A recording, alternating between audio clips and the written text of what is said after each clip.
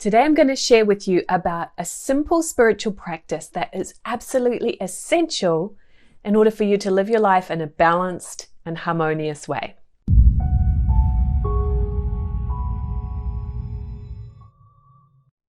Hi, I'm Melissa and I'm a spiritual coach and mentor for women and folks who want to live their authentic life purpose and develop their spiritual abilities. So if you're new here, please hit that subscribe button and become part of this amazingly supportive community here on YouTube. So what is this practice that is essential to feel spiritually balanced within? Well, it's called regrouping. And let me explain. See, what happens is that a lot of people notice areas of their life that they want to change. This isn't working for me, whether it be a job or a relationship or something else, or they have new desires, things they want to bring into their life and manifest. And so they put all of their focus on those outer material things. Yet if you neglect your inner spiritual state, it's going to be very difficult for you to make those outer changes. If you have ever experienced depression, insomnia, headaches, anxiety, these are some of the symptoms that happen when you don't regroup.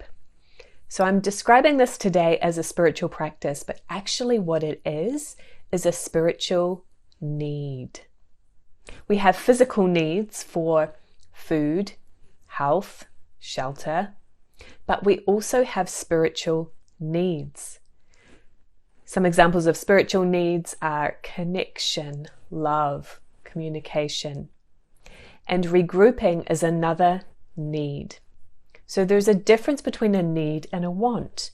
If you're not meeting your spiritual needs, you are going to suffer physically and spiritually, right? Just as you would suffer if you don't meet your physical needs, right? If you don't get enough sleep, you are going to suffer physically and often mentally or spiritually.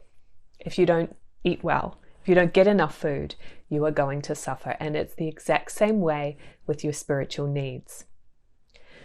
So I hope I've emphasized how important this is, that this is not a frivolous thing. It is something that is absolutely essential in order for you to feel balanced, to feel peace inside, and to feel like you're living from your solid inner pivot point. Again, I believe that you can't make effective changes and expansion in your life unless you are on a solid footing within. If you're feeling good, if you're feeling relaxed, okay? So what is regrouping? I'm going to share with you the steps that you can take to regroup. But first of all, what do I even mean by this?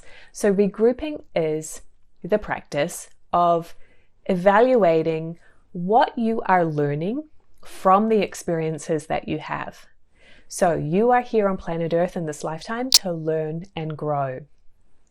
Every experience that you have is a means to an end for you to grow and evolve. So it means that it's really important for you to pay attention to the growth that you are experiencing and to notice that for yourself.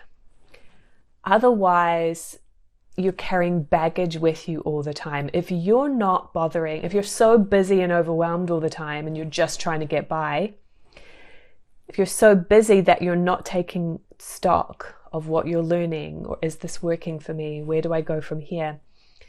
Then spiritually, you're putting baggage of energy on your back, right? You're being weighed down by the spiritual baggage. So what we want to do is have a practice of taking a little time each day to regroup. And it's really a very simple thing, but it is extremely powerful and extremely important.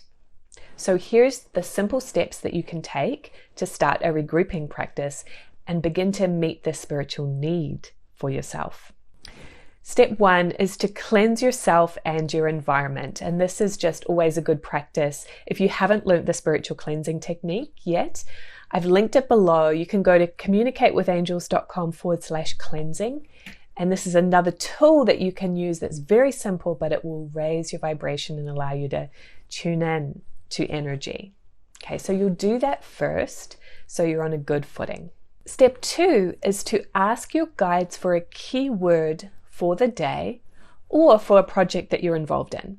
Most people use this regrouping practice daily, but you can also regroup before starting a project or a different activity, or I would often get a keyword for business meetings when I was collaborating on projects with other people who were very spiritually aware. We would just get a keyword at the beginning of our meeting.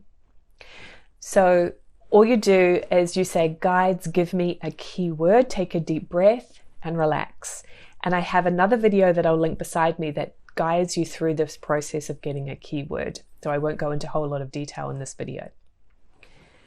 So that keyword gives you your pivot point for the day or for the project. Step 3 is that you're going to keep that word in mind throughout your day. Have it be your intention. I write it down in my daily planner, so I have it beside me each day when I'm working at my desk so that I don't forget it, and I keep in mind what is the growth that I might be experiencing around this word. Step 4, at the end of the day or the end of the project, take a moment to ask yourself, how does my keyword relate to what I experienced today? And there's no right or wrong answer here. Whatever connections that you make for yourself is valid. You might also get insights from your angels as you're doing this. Step 5 is to share those insights with a friend, or if you don't have anybody that you're regrouping with, write it down in your journal or share it with your guidance.